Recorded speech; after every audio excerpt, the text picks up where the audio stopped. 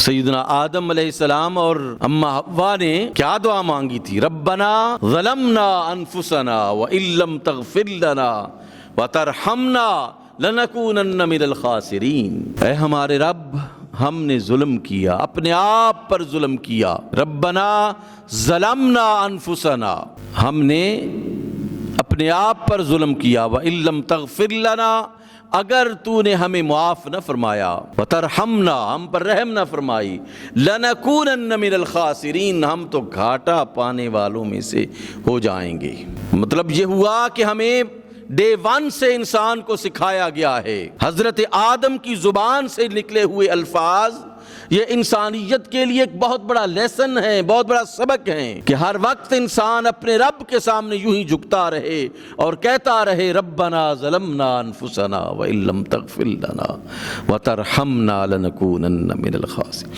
گناہوں کی بخشش کا ایک بہت بڑا ذریعہ اللہ نے در رسول کو بھی قرار دیا ہے۔ وَلَوْ أَنَّهُمْ إِذْ ظَلَمُوا أَنفُسَهُمْ جَاءُوكَ، اگر وہ اپنے آپ پر ظلم کر لیں تو وہ آپ کی خدمت میں حاضر ہوں، جَاءُوكَ، وہ تیرے پاس آئیں، فَاسْتَغْفَرُوا اللَّهَ، اللہ سے مغفرت طلب کریں، واستغفر لهم الرسول، اور رسول بھی ان کے لیے استغفار کرے، لوجد اللہ توابا رحیما، اللہ کو وہ پائیں گے، تواب پائیں گے۔ ایک ہے وہ ہستی جو صرف توبہ قبول، ایک وہ ہے جو سب سے زیادہ توبہ قبول کرنے والی ہے، فعال، مبالغہ کا صیغہ ہے، تواب الرحیمہ، سب سے زیادہ توبہ قبول کرنے والا ہے، سب سے زیادہ رحم فرمانے والا ہے۔ اس لیے دربار خدا اور دربار مصطفیٰ جہاں کہیں بھی انسان کھڑا ہو کر اپنے رب سے مغفرت طلب کرتا ہے، اللہ اسے معاف فرما دیتا ہے۔ اس لیے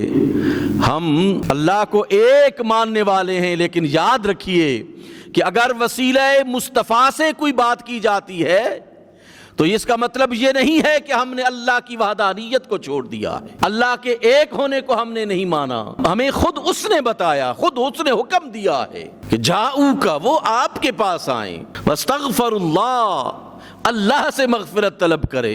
جب اللہ سے ہی مغفرت طلب کرنی ہے تو پھر مجھے مصطفیٰ کریم علیہ الصلاۃ والتسلیم کے در پر کیوں جانا ہے؟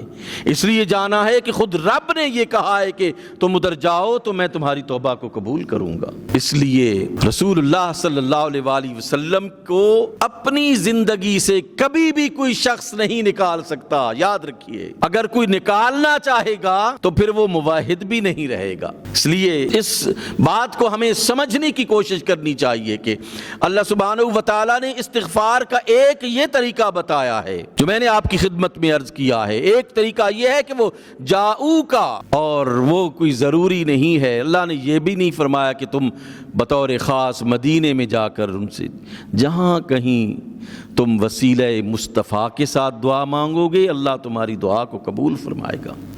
یہ نہیں ہوا کہ جاؤک فی المدینۃ یا جاؤک فی حیاتک، اللہ رب العزت نے ہمیں یہ نہیں فرمایا کہ آپ کے پاس وہ مدینے میں آئیں یا آپ کی حیات میں آئیں، فرمایا جاؤکا، مطلقاً یہ ارشاد فرمایا ہے کہ جاؤکا، وہ تیرے پاس آئیں، جب بھی آئیں، جس حالت میں آئیں، جس زمانے میں آئیں، جس وقت میں آئیں، صبح آئیں، شام آئیں، جب آئیں، جیسے آئیں، جہاں آئیں، بس ایک یہ کہہ دے کہ اے مولا، اس ذات کے واسطے سے تیری بارگاہ میں عرض گزار ہوں کہ اس نبی کے صدقے سے میرے گناہوں کو معاف فرما دے، اس رسالت مآب کی وجہ سے میرے وسیلے سے تیری بارگاہ میں عرض کرتا ہوں کہ میرے گناہوں کو معاف فرما دے۔ اور یہ کوئی آج اس امت کی بات نہیں ہے۔ یاد رکھیے کہ آج یہودی دین کے سخت مخالف ہیں، رسول اللہ کے سخت مخالف ہیں، لیکن آپ کی تشریف آوری سے پہلے، آپ کے اس دنیا میں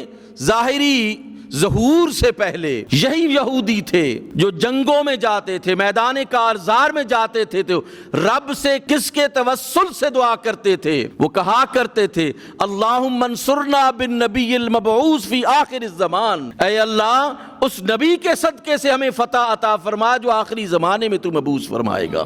تو رسول اللہ کی ذات کو انسان اپنی زندگی سے نہیں نکال سکتا، اور جو نکالے گا پھر اس کی دین کی عمارت برقرار نہیں رہتی ہے۔